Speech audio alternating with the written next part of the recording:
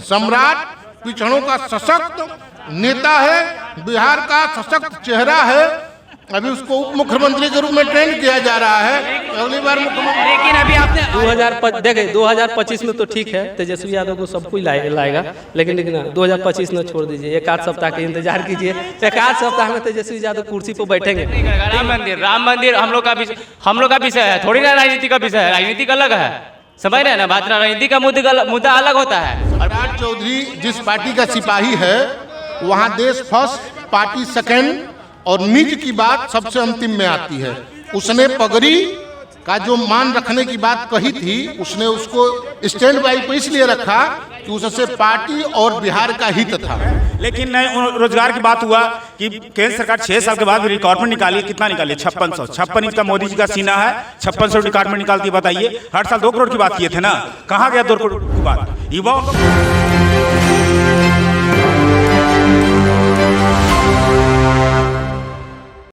जी नमस्कार, आप देख रहे हैं एक न्यूज़ 24। मैं वेद सिंह अभी मौजूद हूँ पटना जंक्शन पे। जैसा कि आप सभी को पता है कि 2024 आ चुका है और 2024 के बाद आने जा रहा है 2025 और 2025 में होगा विधानसभा चुनाव।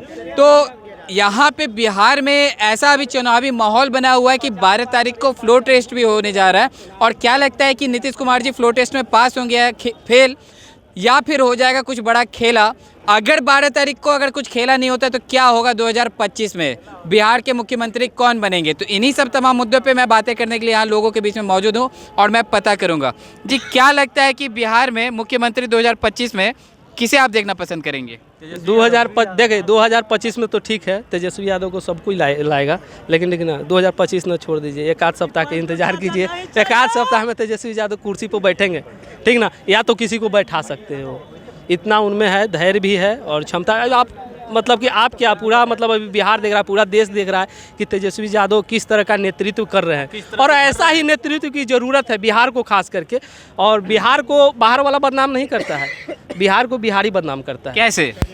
जितना नेता है वो भी बदनाम करता है और बिहार का एक लोग अति बोलता है। हम बिहार अगर बाहर जाइएगा ना, बिहार से बाहर जाइएगा तो आप दिल्ली वाला को नहीं पता है कुछ, दिल्ली वाला नहीं गाली देगा, लेकिन बिहारी वाला को खुद कहेगा ना सारा तीन ऐसे है, तो शिकायत करवाते रहता है। लेकिन अभी अगर देखा जाए तो यहाँ पे और भी लोग मौजूद हैं। आपको क्या लगता है कि बिहार में 2025 में आप किसे प्रधानमंत्री के तौर पर बिहार का चुनेंगे? 25 में प्रधानमंत्री नहीं बनेगा, 24 में बनेगा। मुख्यमंत्री का बात कर रहा हूँ। मुख्यमंत्री बनना है अभी। जी क्या बोल रहे हैं? याद नहीं है? विजय माल्या पैसा लेकर भाग गए, याद नहीं है? मीट मणिपुर में कांड हो गया, वो आपको याद नहीं है?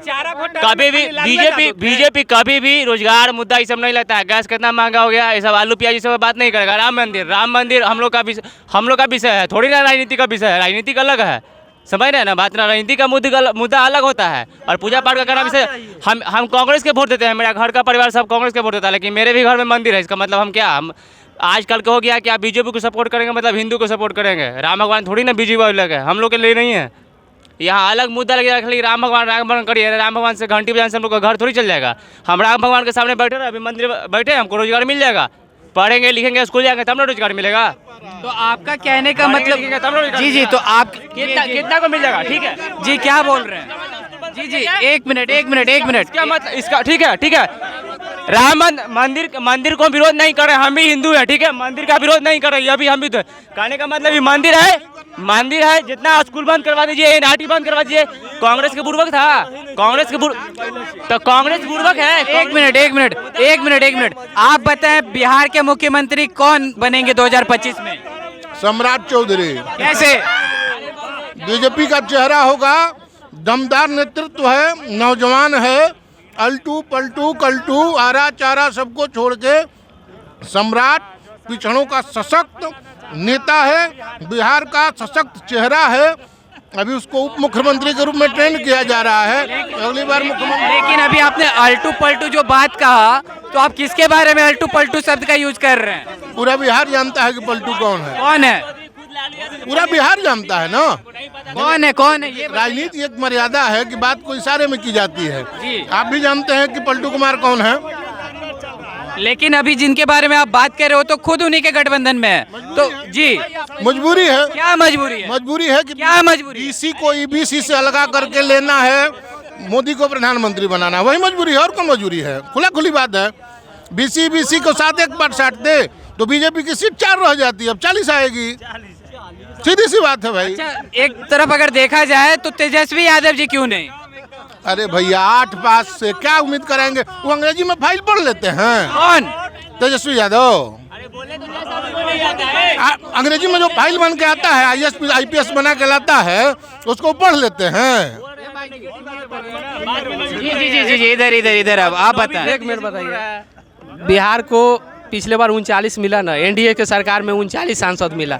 मोदी जी के को बैठक किए हैं बिहार के उन्नति के लिए, ये पूछ लीजिए। और दूसरी बात है, अल्टू पलटू जो कह रहे हैं, पलटू में इतना ताकत है कि ठेहुना के नीचे ला के रख दिया। विश्व के जो सबसे बड़का पार्टी कहता है अपने आप को, ठेहुना के नीचे ला के रख दिया। क्या हम ठेहुना के नीचे रख? कौन? नीतीश कुमार जो पलटू कह रहे हैं।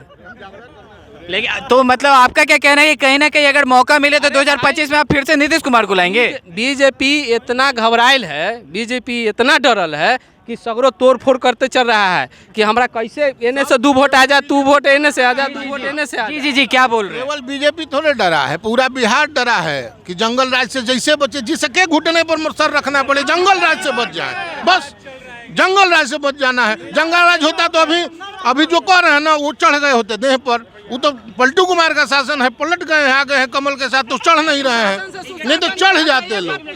जी शासन से सुशासन हो गए, कुशासन से सुशासन हो गए ना। जंगल राज बोल रहे हैं ना। मणिपुर में बीजेपी की सरकार है ना, वहाँ पे माता बहनों का लंगा नचाया गया, देखे ना, देख लीजिए ना, कितना न्यूज पर कितना दिखाया, देखे न्यूज पे। हम लोग का 8 महीना बाद यहाँ पे आया, देखे हैं मोबाइल वो सोशल मीडिया के बारे में देखे हैं। उनसे हम एक बात जानना चाहते हैं कि सम्राट चौधरी मुरैठा कब खोल रहे हैं? जी अगर यहाँ पे इनका एक बहुत बढ़िया सवाल है सम्राट चौधरी जी के द्वारा। नहीं, पहले सवाल सुन लीजिए, उसके बाद जवाब दिए। पहले सवाल सुनिए, उसके बाद जवाब दीजिएगा। सम्राट चौधरी की तरफ से ऐसा बयान आता था कि अगर नीतीश कुमार जी अगर एनडीए में आएंगे तो मैं अपना पगड़ी खोल दूंगा। इसके बारे में आप क्या कहना चाहेंगे? अभी तो दोनों साथ में हैं।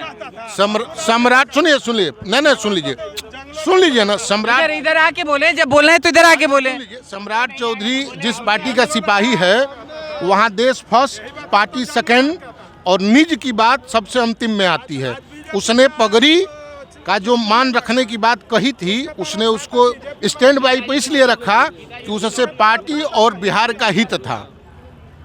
चूंकि भारतीय जनता पार्टी का सिपाही अपना हित, अपना मान, अपना सम्मान राष्ट्र के लिए कुर्बान करता है, अपने पार्टी के लक्ष्य के लिए कुर्बान करता है, इसलिए उसने जी बिहार के हित में काम किए हैं। जब नीतीश साथ में आएंगे तभी यहाँ की सीटें बढ़ेंगी, और जब यहाँ की सीटें बढ़ेंगी तभी मोदी को बहुमत मिलेगा, और मोदी को जो बहुमत मिलेगा तभी राम मंदिर धारा 370 जैसे कठोर कदम उठाए जा सकते हैं। नहीं तो बहुत तो बना है खिचड़ा खिचड़ी की सरकार, 40 साल देखा है तो देश। एक बार बहुमत आवश्यक है। भारतीय जनता पार्टी अटल अडवाणी के युग में, राम के युग में थी, अब कृष्ण के युग में है, क्योंकि इस कल युग में मर्यादा से नहीं शासन चल सकता। जहां ऐसे लोग पड़े हैं जो देश को बेचने के लिए तैयार हैं अपने हित के लिए, वहां राम की मर्यादा से नहीं चल सकता ये देश, कृष्ण की मर्यादा से चलेगा। इसलिए कृष्ण क्या था?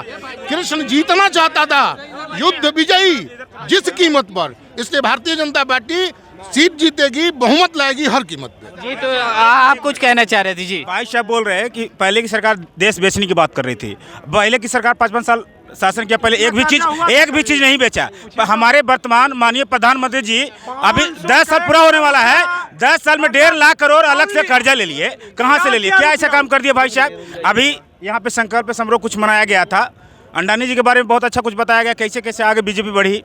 डॉक्टर जनाकापुरी के बारे में कुछ भी नहीं बताया, खाली गुदरी का लाल, लेकिन उनके बारे में कैसा उनका था जीवनी, उनके बारे में कुछ डिटेल नहीं गया। मंदिर के बारे में पूरा घोर चर्चा किया गया, लेकिन नहीं रोजगार की बात हुआ कि केंद्र सरकार 6 साल के बाद भी रिक्वायरमेंट निकाली। कितना निकाली? 56 इंच का मोदी जी का सीना है, 5600 रिक्वायरमेंट निकालती है। बताइए, हर साल 2 करोड़ की बात किए थे ना, कहाँ गया 2 करोड़ की बात? युवा उनको वोट दे के ही नहीं जीता था ना, कि सोच रहे थे पहले की भी सरकार रिक्वायरमेंट दे रही थी और थोड़ा दे रहा था, लेकिन सोचा कि मोदी जी और पहले आप डायरेक्ट अब प्रधानमंत्री पे जा रहे हैं, उससे पहले हमें मुख्यमंत्री पे, क्योंकि मेरा जो मुद्दा था कि बिहार में मुख्यमंत्री आप किसे बनते हुए देखना पसंद करें? आगे आके बोले, जो बोलना है आगे आके बोले। जी क्या बोल रहे हैं? मंत्री के शासन में ही शौचालय ले रहा है 20 रुपया टॉयलेट करने के लिए। अब आदमी टॉयलेट रोक के रखेगी या 20 रुपया व्यवस्था बनाए? अब यही रह गया है ना। लिख के भी नहीं लाएंगे, इनका यही राज है। अब टॉयलेटों को थूकने का पैसा, मूतने का पैसा, हर चीज का पैसा तो देना पड़ना, ये बीजेपी का राज है। बता रहे भैया, शौचालय के मालिक को बता बोला और 2 वोट और 2 वोट मोदी को, यही ये तो अच्छी बात है ना, ये तो नियम सिखाई जा रही है ना, ये तो लोग इससे सुधरेंगे। क्या चीज सुधरेंगे? अगर फाइन लगेगा तो लोग सुधरेंगे। कौन सा फाइन है? 20 रुपया फाइन है, वहाँ लिखवा के रखवा दीजिए ना, फाइन है 20 रुपया, तब ना हम जाने। उनसे बहस करने की जरूरत ही नहीं है, उनसे बहस करने की जरूरत ही नहीं। जहाँ 5 रुपया लग रहा है वो 20 रुपया है। वहाँ गरीब आदमी, तो एक औरत, बूढ़ी औरत वापस चली गई, उसके पास होता तो जाती वो शौचालय करने के लिए। अब ये बताइए, इन्हीं का शासन है ना। पहले ऐसा शासन सुने हैं, अंग्रेज का जैसा शासन होता था सेम बीजेपी का है, सेम बीजेपी का वही लोग का। कैसे? शिष्य भी तो वही लोग के है, ये शिष्य भी तो वही लोग के हैं। आती है ना, रेलवे सेंट्रल सरकार में आती है। इतना बड़ा इतना टॉयलेट क्लीन नहीं लेना, 5 रुपया मिनिमम, 3 रुपया 5 रुपया था, बहुत था, बट इतना नहीं लेना चाहिए था। यहाँ सब बड़ा बुजुर्ग, सब बड़े लोग नहीं आते, गरीब, वो तो गरीब के बच्चे थे ना, वो तो गरीब के बोलते थे हम चाय बेचते थे, बहुत गरीब के, लेकिन गरीब के भला एक भी कुछ किया? अमीरों के लिए ही सोचते हैं। बहुत से अमीरों के इतने लोन माफ कर दिए। एक गरीब आदमी अगर 10,000 का लोन लेगा ना भाई साहब, तो उनको इतना नोटिस आएगा, फोन पे फोन करके उसको परेशान करके मार देगा। पर अमीर को, अंडानी अंबानी को अरबों खरबों मोदी जी यूं ही माफ कर दिए, जैसे लगता है उनका बाबूजी का पर्सनल कमा के रखे हुए तो पैसा यूं लिख दे दिया। चलिए, बात तो सही आपकी। मेरी अंतिम क्वेश्चन आपसे ये रहेगी कि आप किसे 2025 के विधानसभा चुनाव में आप किसे मुख्यमंत्री के तौर पर बिहार का? मैं पहले बीजेपी को सपोर्ट करता था, पहले मैं बहुत मोदी जी का फैन भी था, बहुत फैन था। पर अभी सुनिए, यहाँ प्रधानमंत्री का बात नहीं कर रहा हूँ, मुख्यमंत्री का बात कर रहा हूँ। मुख्यमंत्री की बात करो भाई, तो मोदी जी से वोट पड़ता है ना, बीजेपी की चाहे कांग्रेस जो भी पड़ता है। अभी वर्तमान में जो तेजस्वी यादव 4.5 लाख का जो रिकॉर्डमेंट 8.5 महीने में दिया है ना, जो मोदी जी 10 साल में भी पूरा नहीं कर पाए, लगता है 10 साल में भी नहीं कर पाएंगे, ऐसा भी लगता है, मतलब 10 जन्म में भी वो नहीं कर पाएंगे। नेक्स्ट टाइम 2 पार्टी के बीच में युद्ध होगा, बीजेपी और आरजेडी। बीच में जदयू तो चले गए, उनका कुछ भी नहीं। जीतेगा कौन? आरजेडी जीतेगा भाई। कैसे?